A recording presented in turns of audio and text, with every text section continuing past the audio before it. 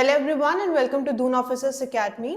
अगर आप RAMC examination के लिए प्रिपेयर कर रहे हैं तो ये वीडियो आपके लिए बहुत बेनिफिशियल होगी because today I am going to discuss the book list that one must require for RAMC examination. बहुत बार आप कोई एक एग्जाम के लिए पढ़ रहे हैं और आप ऐसी बुक्स ले लेते हैं जो आपके लिए इतनी रेलिवेंट नहीं होती है। तो आज कुछ बेसिक बुक्स के बारे में डिस्कस करेंगे जो आपके लिए बहुत ज़्यादा हेल्पफुल होगी। Always focus upon one book. बहुत सारी बुक मत लो। Many a times a student end up buying many books. ठीक है, एक बुक आप 3-4 बार रिवाइज करो रेदर देन आप बहुत सारी बुक ले लो और वो आप एटलीस्ट एक बार भी ना पढ़ पाओ। तो आज जो हम बुक डिस्कस करने वाले हैं वो बिल्कुल बेसिक है। इनफैक्ट अगर आप कोई भी डिफेंस एग्जामिनेशन या कोई भी दूसरे एग्जाम भी के लिए भी आप प्रिपेयर कर रहे हो तो भी वो बहुत हेल्पफुल होगी। तो RAMC की अगर हम बात करें, एग्जामिनेशन पैटर्न की अगर हम बात करें तो आपका पहला जो सब्जेक्ट है दैट इज इंग्लिश। एक और चीज, बिफोर बाइंग दीज बुक्स, इससे पहले बहुत ज़्यादा ज़रूरी है कि जो आपके कोर्स की बुक्स हैं, मतलब अगर आप 8th स्टैंडर्ड में हो तो जो आपकी सब्जेक्ट बुक्स है वो आप एक बार कंप्लीट ज़रूर कर लो, उसके बाद कोई नई बुक स्टार्ट करना। ठीक है, तो अगर आप इंग्लिश के लिए प्रिपेयर कर रहे हो तो जैसे कि CBSE में है, उसमें कोई भी एज ग्रामर की बुक CBSE के द्वारा कोई प्रिस्क्राइब नहीं है। तो इंग्लिश में one of the best book is rain and Martin. ये अगर आप RAMC के या फिर आप SSC एग्जाम है या कोई भी ऐसे एग्जाम जिसमें आपकी इंग्लिश आती है और जिसमें ग्रामर पोर्शन आता है उसके लिए बहुत ज़्यादा हेल्पफुल होती है। So for English subject I would suggest Wren and Martin. This is the most basic book for any English examination that we are giving. ठीक है, कोई भी ऐसा एग्जाम है जिसमें इंग्लिश आता है, सबसे बेसिक ग्रामर की बुक रेन एंड मार्टिन है और ये बहुत सारे स्कूल में ये ऑलरेडी आपकी बुक होती भी है। If you have that book well and good, in case नहीं है तो आप एक ये रेन एंड मार्टिन बुक ले लो। उसमें ग्रामर के रूल बिल्कुल बेसिक से बताए जाते हैं, कोई एक्सेप्शन है वो भी उसमें बहुत अच्छे तरीके से कवर किया जाता है। So the one book is rain and Martin, right. तो ये आपका किसके लिए हो गया? ग्रामर पोर्शन के लिए हो गया, राइट। सेकेंडली, रीडिंग हैबिट जितनी ज़्यादा हो सके उतनी ज़्यादा आप डेवलप करोगे, क्योंकि व्हेन यू स्टार्ट रीडिंग, जितना ज़्यादा आप रीड करते हो आप चीज़ें कॉम्प्रिहेंड करते हो और ये आपका कॉम्प्रिहेंशन में या पैसेज वाले उसमें बहुत ज़्यादा हेल्पफुल होता है। So for English rain and Martin is the best book. ठीक है, बहुत सारे बुक मत लो। जब आप RAMC का फॉर्म भी भरते हो तो आपको प्रोस्पेक्टस मिलता है, तो उसमें भी आपके ऑलरेडी 10 साल के पेपर आपको मिलते ही हैं। तो if you want to buy book जिसमें प्रीवियस ईयर के क्वेश्चन है आप ले सकते हो, लेकिन RAMC के प्रोस्पेक्टस में ऑलरेडी आपको 10 साल के पूरे कंपाइल्ड पेपर मिलेंगे ही, राइट। तो कोई भी एग्जाम के लिए प्रीवियस ईयर जरूर करके जाना। सो for English it is rain and Martin.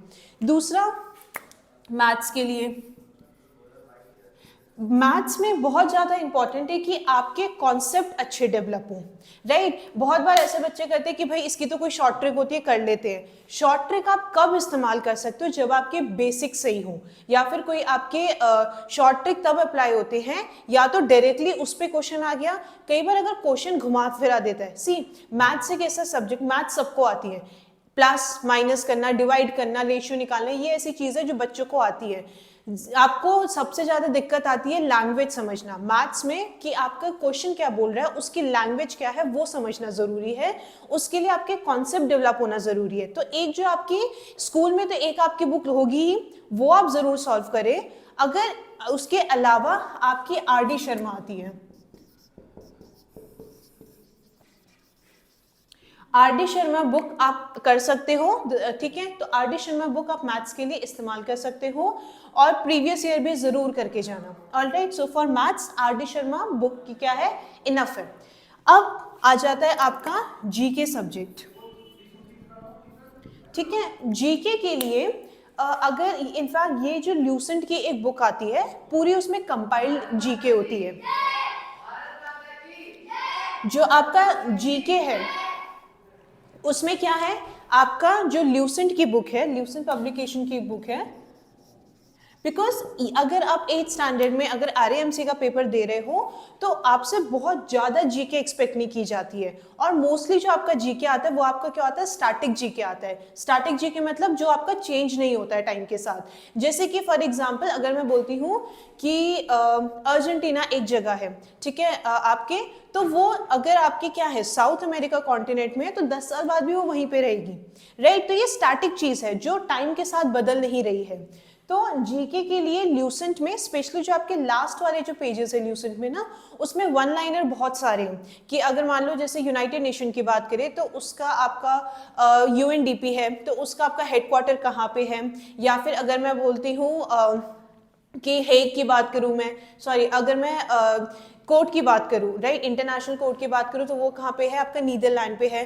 तो इस टाइप की जो स्टैटिक चीज़ें हैं वो ज़्यादा पूछी जा रही है RAMC में।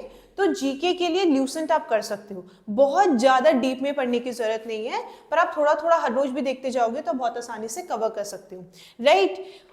रीजनिंग के लिए कोई जीके के लिए आप ल्यूसेंट ले सकते हो, मैथ्स के लिए RD शर्मा, इंग्लिश के लिए रेन एंड मार्टिन। इंग्लिश के लिए एक और चीज़, जितनी ज़्यादा हो सके उतनी ज़्यादा रीडिंग हैबिट डालो।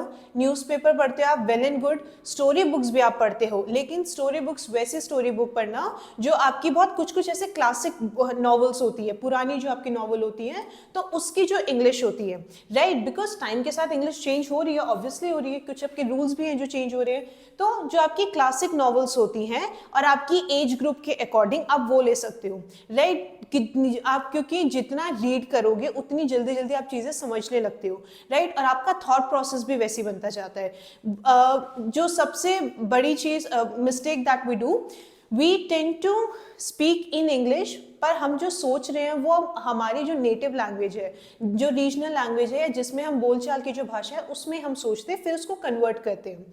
तो अगर आप एक बार रीडिंग की हैबिट डालते हो तो आप जो धीरे धीरे ना आपके जो थॉट्स होते हैं वो बायलिंगुअल होने लग जाते हैं, राइट, डिपेंडिंग अपॉन कि सिचुएशन क्या डिमांड कर रही है। जितना हो सके उतनी रीडिंग हैबिट डालो, क्योंकि इंग्लिश में कई बार होता है कि बच्चे को मैथ्स पता है, जीके भी आप कवर कर लोगे, लेकिन इंग्लिश में बच्चे को दिक्कत आती है। और इंग्लिश में ऐसे नहीं है कि सिर्फ ग्रामर पोर्शन है, इसके अलावा आपका है कि ऐसे राइटिंग हो गया, राइट। तो प्रीवियस ईयर में जो भी ऐसे के टॉपिक्स होते हैं, और अगर आप करंट अफेयर्स कर रहे हो तो उसके में आप अगर आप करंट अफेयर्स पढ़ लोगे, वन लाइनर सिर्फ, बहुत ज़्यादा डीप में भी मत जाओ, ठीक है। करंट अफेयर्स न्यूज़पेपर पढ़ रहे हो आप, एक लाइन के कुछ भी आपके वन लाइनर टाइप जो होते हैं, या फिर कई बार आपके बहुत सारे पब्लिकेशन की हर महीने की आपकी कंपाइल्ड करंट अफेयर्स भी होते हैं, that is also you can bye, ठीक है। तो newspaper is one of the best source, इससे आपका करंट अफेयर भी कवर होता है, रीडिंग हैबिट भी डेवलप होती है और आपकी अंडरस्टैंडिंग भी डेवलप होती है, right. So these were some of the very basic books, ठीक है। कोई जो बहुत 10-12 बुक लेने की जरूरत नहीं है, बेसिक बुक से हमेशा स्टार्ट करो। एनसीईआरटी में अगर आप पढ़ रहे हो वेल एंड गुड, ठीक है, लेकिन एनसीईआरटी में आपके ग्रामर पोर्शन बहुत कम कवर किया जाता है, राइट। अगर आप कोई इंग्लिश की भी अगर आपके एनसीईआरटी में आप देखोगे रीडिंग सेक्शन होता है आपका, या फिर राइटिंग सेक्शन होता है, या फिर आपका लैंग्वेज सेक्शन जो होता है, तो उसमें थोड़ा बहुत कवर किया जाता है, राइट। तो these are the basic books that you can buy if you are preparing for RAMC examination, alright. और बिफोर एंडिंग द सेशन, अगर आप दून ऑफिसर्स एकेडमी के ऑफलाइन बैच से जुड़ना चाहते हैं तो आपको स्क्रीन पर जो नंबर दिए गए हैं, you can contact those numbers and you can enrol yourself for the offline batches. So this was all for today. I hope you will find this video very helpful. Thank you and have a good day to you all.